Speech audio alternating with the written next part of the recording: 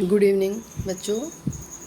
आज हम इस वीडियो में कक्षा 10 काव्य खंड के अंतर्गत पाठ 2 गोस्वामी तुलसीदास द्वारा रचित धनुष भंग पाठ का अध्ययन करेंगे।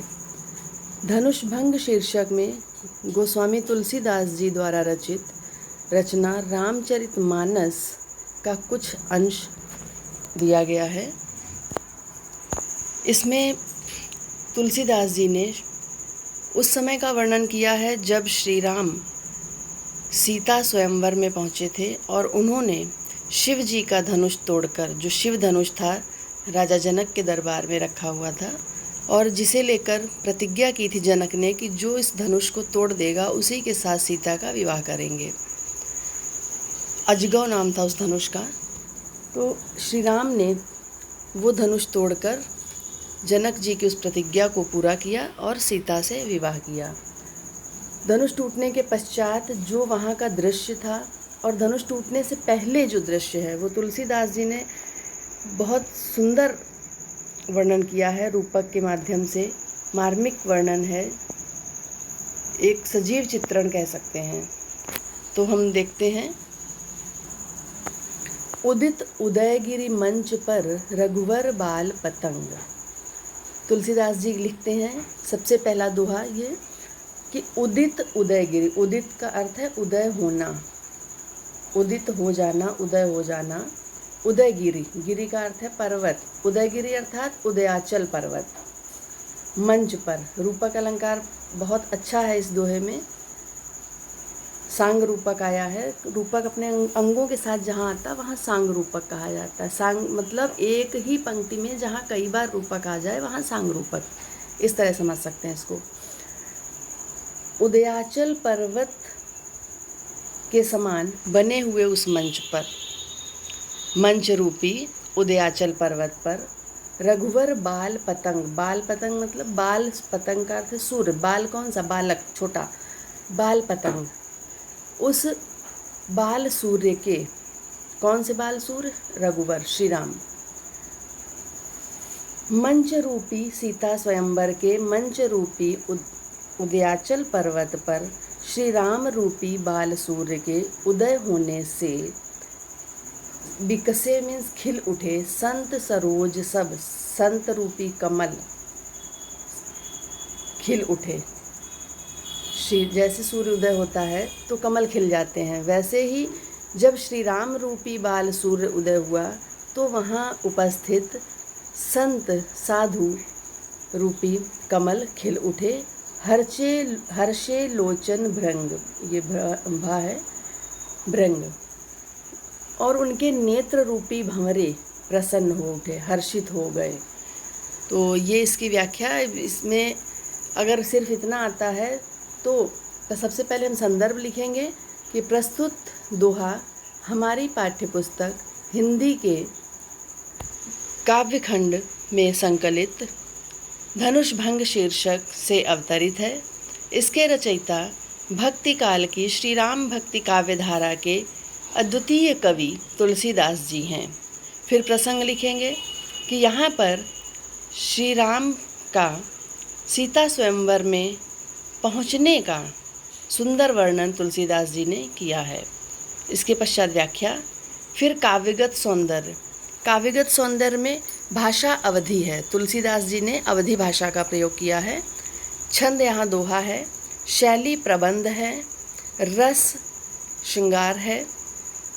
और शब्द शक्ति अभिधा लक्षणा है। और इसके साथ ही साथ अलंकार रूपक। ठीक है। और भाव साम्य लिख सकते हैं कि इसी के समान भाव वाली दूसरी पंक्ति कवि बिहारी ने भी लिखा है कि मनो नीलमणि शैल पर आतप पर्यो प्रभात। इसी प्रकार श्री कृष्ण की सुंदरता का वर्णन करते हुए बिहारी ने भी कहा था कि कौन सा? मनो नीलमणि शैल पर आतप पर्यो प्रभात। तो इसके पश्चात हम आगे देखते हैं चौपाई। नृपन केरी आशा निसिनासी वचन नखत अवली न प्रकाशी। श्री राम के वहाँ उपस्थित होने से नृपन, नृपन मीन्स राजाओं, केरी की आशा, निसी का अर्थ है रात, नासी नष्ट हो गई। आशाओं की राजाओं की आशा रूपी रात्रि नष्ट हो गई। वचन नखत अवली न प्रकाशी, जब रात नष्ट हो जाती है तो क्या होता है? नखत तारे, नक्षत्र का अर्थ है तारे। कौन से तारे? वचन रूपी। अवली का अर्थ है पंक्ति, तारों की पंक्ति अर्थात तारों का चमकना, प्रकाशी का प्रकाश देना बंद हो गया, तारों का प्रकाश समाप्त हो गया। रात के समाप्त होते ही तारों का प्रकाश नष्ट हो जाता है। वैसे ही श्री राम के वहाँ उपस्थित होने से जो राजाओं के मन में आशा थी धनुष को तोड़ने की, वो समाप्त हो गई, और उनके आने से पहले जो वचन रूपी तारे चमक रहे थे वो भी समाप्त हो गए। मानी महिप कुमुद सकुचाने, मानी अभिमानी, जो राजा अभिमान से बड़ी बड़ी बातें कर रहे थे। महिप का अर्थ है राजा, कुमुद, कुमुद क्या रात में खिलता है, जब चंद्रमा निकलता है तब कुमुद खिलता है, और जैसे ही चंद्रमा सुबह अस्त होने लगता है, जब सूर्योदय होने लगता है तो कुमुद संकुचित हो जाता है और कमल खिलने लगते हैं। कुमुद क्या होता है? सिकुड़ जाता है, संकुचित हो जाता है। वैसे ही राजा, जो अभिमानी राजा थे, श्री राम के वहाँ पहुँचने से अभिमानी राजा रूपी कुमुद संकुचित होने लगे। कपटी भूप उलूक लुकाने, रात समाप्त होते ही उल्लू छिपने लगते हैं इधर उधर, वैसे ही कपटी राजा रूपी उल्लू छिपने लगे। भय बिशोक कोक मुनि देवा, रूपक अलंकार है पूरे में, यहाँ पर अनुप्रास भी था। मानी महिप, भय बिशोक, बिशोक का शोक रहित, कोक मुनि देवा, कोक जो मुनि हैं, देवता हैं, वो कैसे? कोक के समान, चकवा, कोक का अर्थ है चकवा, चकवा चकवी के समान मुनि और देवतागण शोक रहित हो गए। जो चकवा पक्षी होता है वो रात में शोक में डूबा रहता है, क्योंकि उसे शाप था कि वो पूरी रात चकवी से अलग रहेगा, इसलिए वो रात में शोकग्रस्त होता है। सुबह होते ही उसका शोक समाप्त हो जाता है, वो प्रसन्न हो जाता है। तो ठीक उसी प्रकार से देवता और मुनिगण श्री राम के पहुँचने से शोक रहित हो गए। बरसहि सुमन जनावहि सेवा, और सभी पुष्प वर्षा करके अपनी सेवा भाव को प्रकट करने लगे। गुरुपद बंदी सहित अनुरागा, राम मुनिन सन आयसु मांगा। गुरु के चरणों में, गुरु पद, पद का चरण, बंदी वंदना करके श्री राम ने क्या किया कि जब देखा कि चारों तरफ सभी चिंता में डूब रहे हैं, कौन चिंता में डूब रहा था? राजा जनक, उनकी पत्नी और सीता और ऋषि मुनि।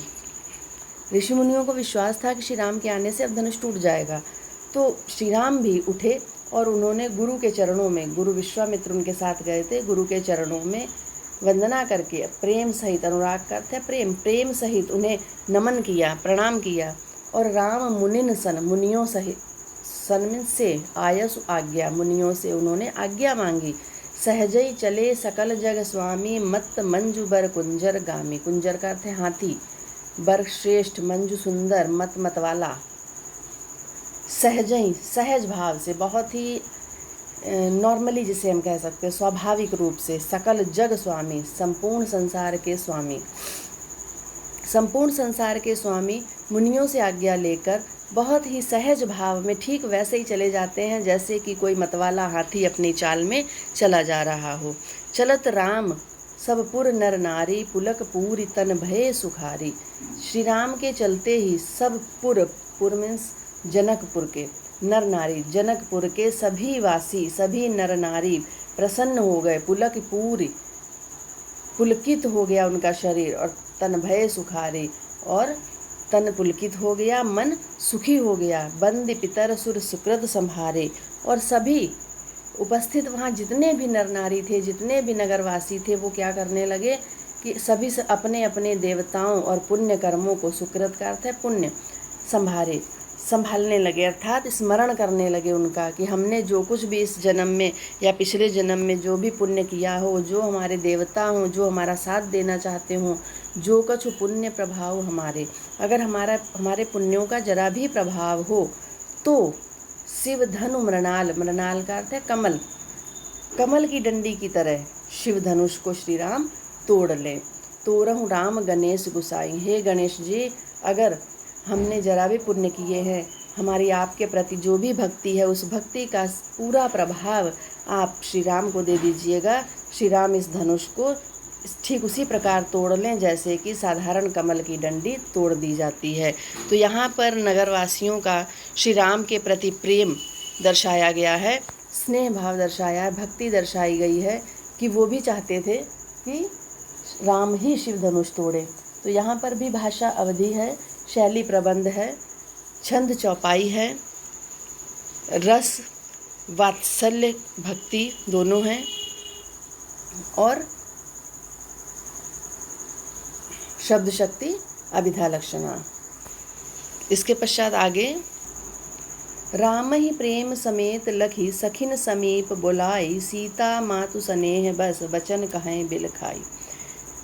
अब सभी को तो आशा थी कि राम धनुष को तोड़ लेंगे, लेकिन जब सीता जी की माँ का नाम सुनैना था, जब उन्होंने श्री राम को देखा कि अरे ये तो इतने छोटे से बालक हैं, ये कैसे, तो उन्होंने अपनी सखियों को अपने पास बुलाया। राम ही प्रेम सहित, पहले तो राम को प्रेम पूर्वक देखा, एक माता की तरह, जैसे कि एक माता अपने पुत्र के प्रति प्रेम और चिंता रखती है, वैसे ही सीता जी की माँ ने राम के प्रति प्रेम और चिंता प्रकट करते हुए अपनी सखियों को पास में बुलाया और कहा वचन कहें बिल खाई। और बिलखते हुए, व्याकुल होते हुए, दुखी होते हुए, चिंता प्रकट करते हुए ये शब्द कहे, क्योंकि उन्हें लग रहा था कि राम का शरीर बहुत कोमल है और ये शिव धनुष इतना विशाल, इतना अडिग, ये कैसे उठा पाएंगे। तो इसी चिंता को आगे उन्होंने प्रकट किया है अगली पंक्तियों में। सखी सब कौतुक देखनि हारे जेऊ कहावत हितु हमारे। हे सखी, सीता जी की माँ अपनी सखियों से कहती हैं कि हे सखी, ये सब कौतुक का अर्थ है तमाशा, जितने लोग यहाँ उपस्थित हैं सभा में, ये सब तमाशा देखने वाले हैं। और ये क्या कहते हैं, जेऊ कहावत, जेऊ अवधी भाषा में जो को जेऊ बोलते हैं। जेऊ कहावत हितु हमारे, हितु का अर्थ है हितैषी, कहावत कहलाते हैं, ये अपने आप को हमारा हितैषी कहते हैं, हमारा शुभचिंतक कहते हैं। ये कुछ नहीं, ये सिर्फ तमाशा देखने के लिए यहाँ पर एकत्र हुए हैं। को न बुझाई कहाई गुरु पाई, और विश्वामित्र को भी क्या कहें, उन्हें भी समझ नहीं आ रहा, उन्होंने भी इन्हें आज्ञा कैसे दे दी। को न, इनमें से जाकर, बुझाई करते समझाना, कोई जाकर विश्वामित्र को क्यों नहीं समझाता है। ऐ बालक असि हठ भली नाही, कि ये बालक हैं, ये अभी कोमल बालक हैं, छोटे हैं, इनके लिए ऐसी जिद करना, हठ का अर्थ है जिद करना, भली नाही, ठीक नहीं है। रावण बाण छुआ नहीं चापा, जिस धनुष को रावण और बाणासुर जैसे बड़े बड़े वीर नहीं छू पाए, चापा नहीं चापा, उसकी चाप, उसकी प्रत्यंचा तक नहीं चढ़ा पाए, तो हारे सकल भूप करि दापा, दापा का अर्थ है अभिमान, घमंड, भूप राजा, सकल सभी हारे, हार गए, सभी राजा अपने अपने अभिमान को हार गए इस धनुष के आगे। सो धनु राजकुंवर कर देही, वो धनुष इन राजकुमारों जैसा कोमल शरीर कैसे उठा सकता है, कैसे छू सकते हैं उस धनुष को, ये कैसे तोड़ पाएंगे। बाल मराल की मंदर लेही, मराल का अर्थ है हंस, हंस का बच्चा कहीं मंदराचल पर्वत उठा पाएगा। ये तो ठीक वैसे ही बात हो गई जैसे हंस के बच्चे से मंदराचल पर्वत को उठाने की। मंदराचल पर्वत वही है जिसकी समुद्र में मथानी बनाकर समुद्र मंथन किया गया था। भूप सयानप सकल सिरानी, सयानप मीन्स बुद्धिमान, सयाने, सकल सिरानी, सिरानी का अर्थ है लुप्त हो गई, खो गई है। सभी राजाओं की बुद्धि, सभी राजाओं की चतुराई यहाँ पर आकर समाप्त हो गई है। सखी विधि गति कछु जाति न जानी, हे सखी, ब्रह्मा का लिखा हुआ, विधि का अर्थ है ब्रह्मा, ब्रह्मा का लिखा हुआ कुछ नहीं समझ में आ रहा है कि भाग्य में क्या लिखा गया है। तभी उनमें से जो रानी की सखियाँ थी, उनमें से एक चतुर सखी ने कहा कि बोली चतुर सखी मृदुबानी, तेजवंती लघु गनई नरानी। क्या कहा उन्होंने कि प्रसंग में हम यहाँ पर ये लिखेंगे कि रानी की सखी ने रानी को ये कहकर समझाने का प्रयास किया कि शरीर की लघुता या कोमलता देखकर हम वीरता का अनुमान नहीं लगा सकते। क्या मधुर वाणी में वो चतुर सखी बोली कि तेजवंत, तेजस्वी को कभी छोटा नहीं गिनना चाहिए। गनी का अर्थ है गणना, तेजस्वी की गणना कभी छोटे में नहीं करनी चाहिए, अर्थात उनकी आयु देखकर या शरीर देखकर हम उनके तेज को नहीं पहचान सकते। कह कुंभज कहाँ सिंधु अपारा, कहाँ कुंभज ऋषि थे। कुंभज ऋषि घड़े से उत्पन्न हुए थे, इसलिए उनका नाम कुंभज था। और उन्होंने पूरा समुद्र सोख लिया। सोखे का अर्थ सोशेव अर्थात सोख लिया। सुजसु संका सकल संसारा, पूरे संसार में उनका यश फैला हुआ है। रवि मंडल देखत लघु लागा, तास उदय त्रिभुवन तम भागा।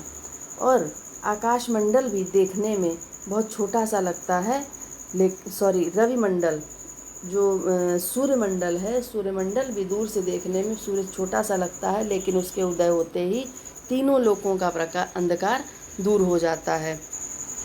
तो इस प्रकार रानी की सखियों ने उन्हें समझाने का प्रयास किया। अब यहाँ पर भाव क्या है, मुख्य भाव। सबसे पहले काव्य का सौंदर्य में मुख्य भाव लिखते हैं कि यहाँ पर सीता की माँ की सखियाँ उन्हें समझाने का प्रयास करती हैं। भाषा अवधि, शैली प्रबंध और वर्णनात्मक भी है।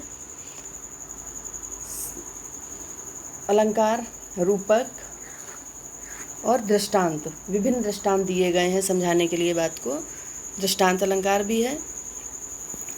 और गुण, प्रसाद, रस, वात्सल्य, क्योंकि सीता की माँ का श्री राम के प्रति प्रेम प्रकट हुआ है, इसलिए वात्सल्य भी है। तो ये इसके आगे के वीडियो में हम आगे पैराग्राफ पढ़ेंगे।